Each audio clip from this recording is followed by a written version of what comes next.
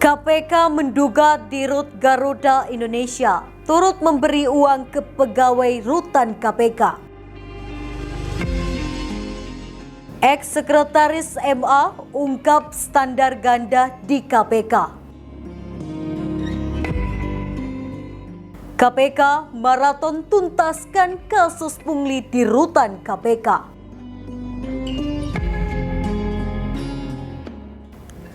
Vonis Media akan membahas sejumlah pemberitaan selama sepekan ini, di mana berita yang kami sajikan berskala lokal, nasional, dan internasional. Ulasan tentang persoalan hukum, peristiwa korupsi, pencucian uang, dan kriminal secara umum. Semua kita rangkum dalam program Delik, deretan lintas hukum dan kriminal.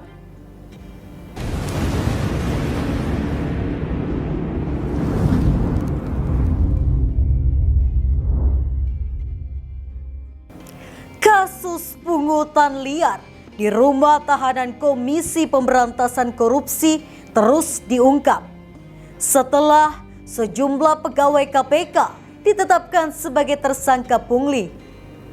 Kali ini KPK mendapati sejumlah terpidana KPK turut memberikan uang kepada kepala rutan KPK untuk mendapatkan fasilitas lebih di dalam rutan, termasuk mantan Direktur Utama atau Dirut PT Garuda Indonesia, Emir Syah Satar. Komisi Pemberantasan Korupsi atau KPK menduga mantan Direktur Utama atau Dirut PT Garuda Indonesia, Emir Syah Satar, turut memberikan uang ke ex-kepala rumah tahanan KPK, Ahmad Fauzi, dan bawahannya. Emir Syah merupakan terpidana kasus korupsi yang saat ini mendekam di Lembaga Pemasyarakatan Sukamiskin Bandung.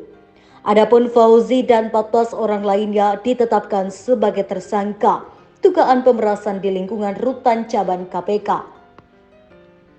Selain Emir Syah, KPK juga mencecer 9 orang terpidana korupsi lainnya di Lapas Sukamiskin pada Selasa 19 Maret 2024. Mereka adalah mantan Bupati Bintan Apri Sujadi, mantan pegawai Badan Pemeriksa Keuangan atau BPK Perwakilan Jawa Barat, Arko Mulawan, terpidana bernama Aseng, mantan Kepala Bapeda Jawa Timur Budi Setiawan.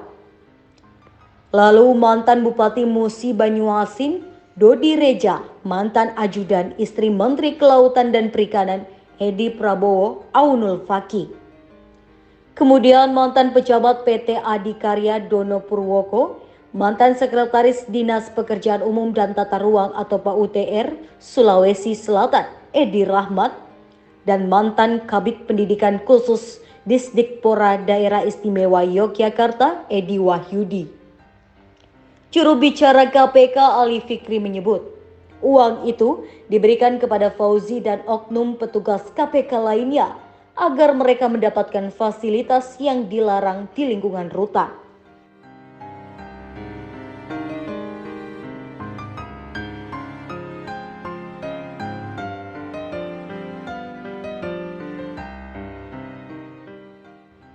Selain Ahmad Fauzi, dalam perkara ini KPK juga menetapkan PLT Kepala Keamanan dan Ketertiban atau Kamtib Rutan KPK 2018 hingga 2022, Hengki, sebagai tersangka.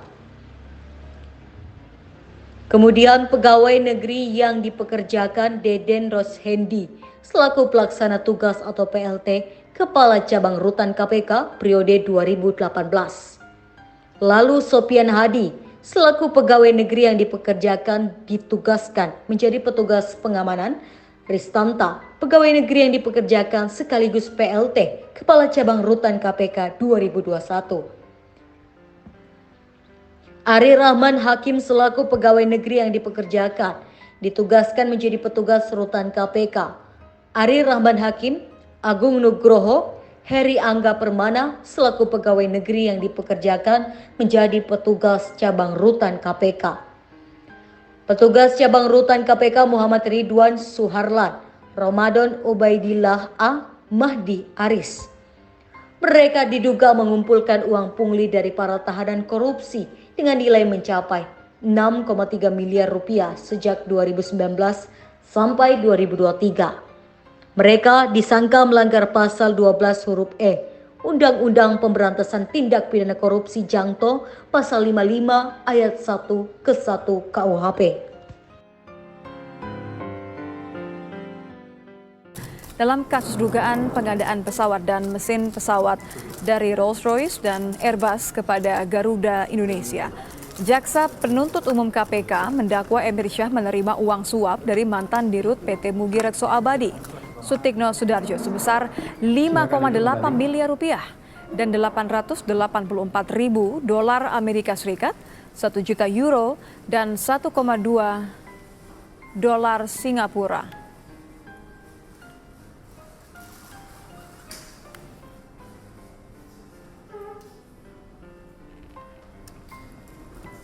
Ya, makanya sidang telat ya. Menerima hadiah berupa uang sebesar 5.794.797 rupiah, sebesar 884.200 dolar Amerika Serikat dan sebesar 1.020.975 euro serta sebesar 1.189.208 Singapura atau setidaknya sejumlah itu yang diterima dari Airbus SAS, selanjutnya disebut Airbus, Rolls-Royce, dan Avion de Transport Regional ATR melalui intermediari Knaut International Limited, selanjutnya disebut Knaut International, dan PT Ardia Paramita Ayu Prakarsa milik Sutikno Sudarjo,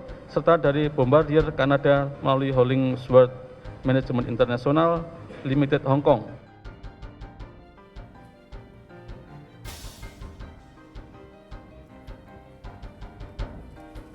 Dalam persidangan, Saudara, Emir Syah Sattar menyatakan tidak akan mengajukan eksepsi. Meski menurutnya ada beberapa dakwaan yang tidak benar. Emir Syah juga menolak berkomentar terkait dakwaan jaksa penuntut umum yang menurutnya tidak sesuai. Mulia, ya. Saya sudah mendengarkan dakwaannya. Dalam kesempatan ini saya minta maaf karena persahabatan saya memicu perbuatan yang khilaf dan tidak semua yang dikatakan dalam surat dakwaan adalah benar, sehingga saya mohon keadilan dari majelis hakim yang terhormat, dan atas dasar ini juga saya tidak mengajukan eksepsi. Sekretaris Mahkamah Agung nonaktif Hasbi Hasan menyinggung adanya standar ganda dalam pengusutan kasus di KPK. Hal tersebut ia sampaikan saat menyampaikan pledoi atau nota pembelaan dalam kasus gratifikasi dan tindak pidana pencucian uang yang menjeratnya. Sekretaris Mahkamah Agung atau MA nonaktif Hasbi Hasan menyampaikan pledoi atau nota pembelaan dalam kasus gratifikasi dan tindak pidana uang atau TPPU yang menjeratnya. Hasbi menyinggung adanya standar ganda dalam pengusutan kasus di KPK. Hasbi lalu membandingkan kasus dugaan penerimaan gratifikasi yang pernah melibatkan Firly Bahuri. Saat masih menjabat Ketua KPK, Firly Bahuri memang pernah tersandung dugaan kasus gratifikasi berupa pembiayaan sewa helikopter.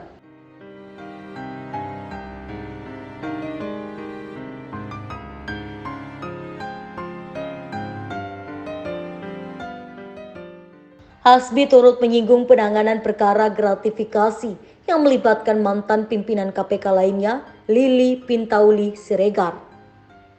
Saat masih menjadi wakil ketua KPK, Lili pernah terlibat dalam kasus gratifikasi berupa pemberian fasilitas tiket akomodasi dan menonton MotoGP. Sekretaris MA nonaktif ini lagi-lagi mengutip pemberitaan yang menyebutkan KPK tidak merespon kasus gratifikasi yang melibatkan komisionernya tersebut. Hasbi Hasan sebelumnya dituntut 13 tahun dan 8 bulan penjara. Jaksa meyakini Hasbi terbukti bersalah menerima suap 11,2 miliar rupiah terkait pengurusan perkara di MA. Hasbi Hasan didakwa terbukti secara sah dan meyakinkan menurut hukum bersalah melakukan tindak pidana korupsi secara bersama-sama melanggar pasal 12 huruf A Jangto pasal 18 Undang-Undang Tipikor Jangto 55 ayat 1 ke 1 KUHP Jangto pasal 64 ayat 1 KUHP sebagaimana dakwaan kumulatif ke satu alternatif pertama. Menyatakan terdakwa Hasbi Hasan telah terbukti secara sah dan meyakinkan menurut hukum bersalah melakukan tindak pidana korupsi melanggar pasal 12B Jangto, pasal 18 Undang-Undang Tipikor Jangto, pasal 65 ayat 1 KUHP sebagaimana dakwaan kumulatif kedua. Jaksa juga menuntut Hasbi membayar denda 1 miliar rupiah. Apabila denda tak dibayar, diganti dengan pidana badan selama 6 bulan. Jaksa juga menuntut Hasbi Hasan membayar uang pengganti sejumlah 3,88 miliar rupiah setelah putusan pengadilan inkrah. Jika tidak membayar uang pengganti, harta bendanya akan disita. Jaksa mengungkapkan hal yang memberatkan tuntutan adalah Hasbi Hasan tidak mendukung program pemerintah dalam pemberantasan tindak pidana korupsi. Perbuatan terdakwa merusak kepercayaan masyarakat terhadap MA Republik Indonesia, dan terdakwa berbelit-belit dalam memberikan keterangan dan terdakwa sebagai orang yang menghendaki keuntungan dari tindak pidana. Sementara hal yang meringankan adalah belum pernah dihukum. Hasbi Hasan diyakini jaksa melanggar pasal 12 huruf A Jangto pasal 18 Undang-Undang Tipikor Jangto 55 ayat 1 ke 1 KUHP Jangto, pasal 64 ayat 1 KUHP dan pasal 12B Jangto, pasal 18 Undang-Undang Tipikor Jangto, pasal 65 ayat 1 KUHP.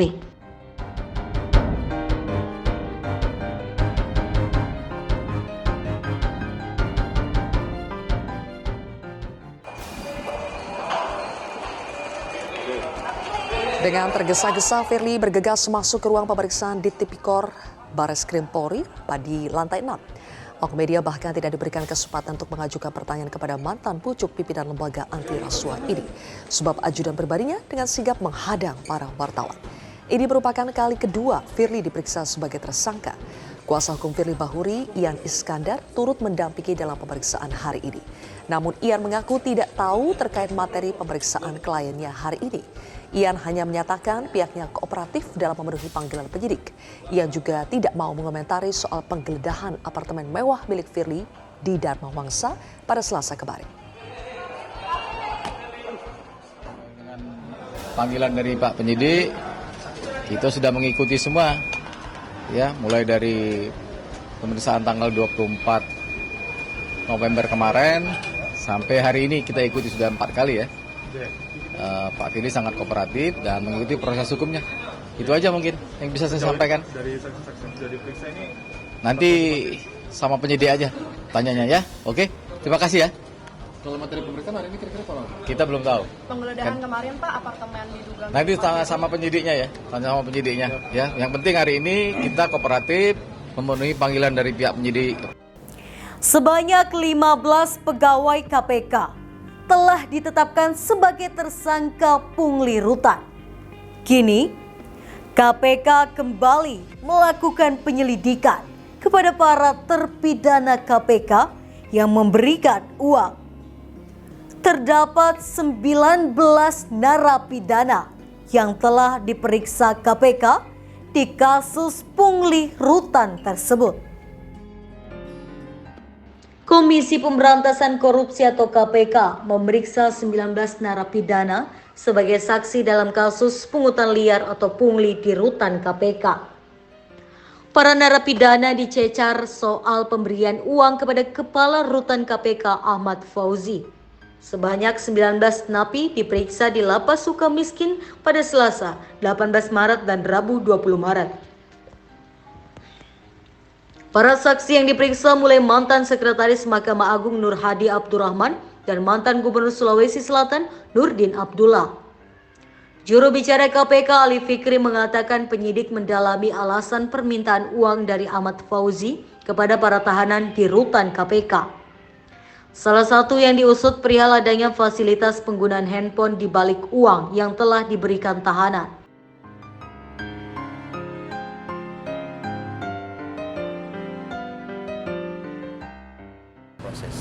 KPK sudah membentuk tim dari dari unit Biro Sumber Daya Manusia, dari Biro Umum, dari Biro Hukum, yang ada di Kesekjenan, termasuk Inspektorat, untuk membentuk satu tim menindaklanjuti baik itu putusan Dewan Pengawas KPK, kemudian menindaklanjuti untuk penerapan hukuman disiplin, dan kemudian kedeputian lain, yaitu dalam hal ini kedeputian penindakan dan eksekusi, melakukan proses penyidikannya.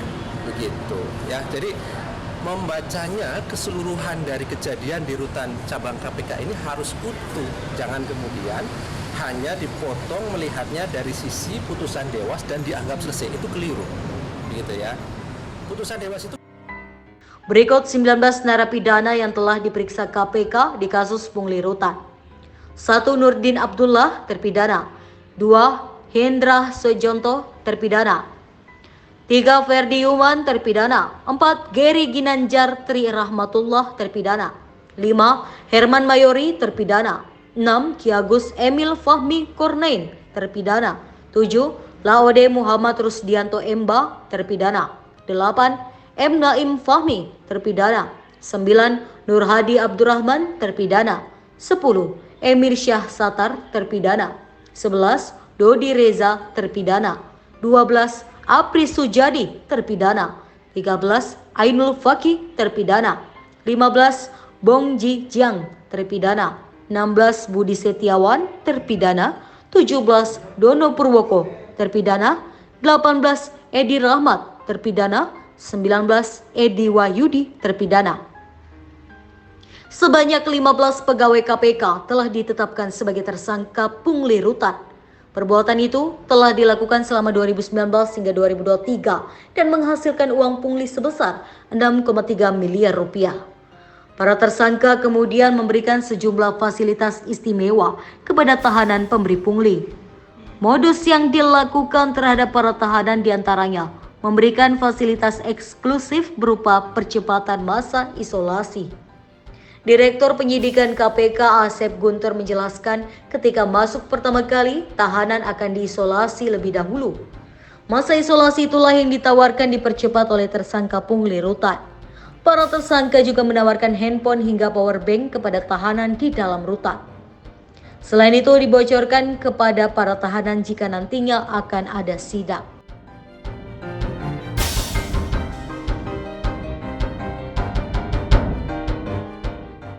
Juga sekaligus bertanya-tanya, yang dikenakan etik sekitar 78 orang dan yang dikenakan pidana sampai saat ini adalah 15 orang.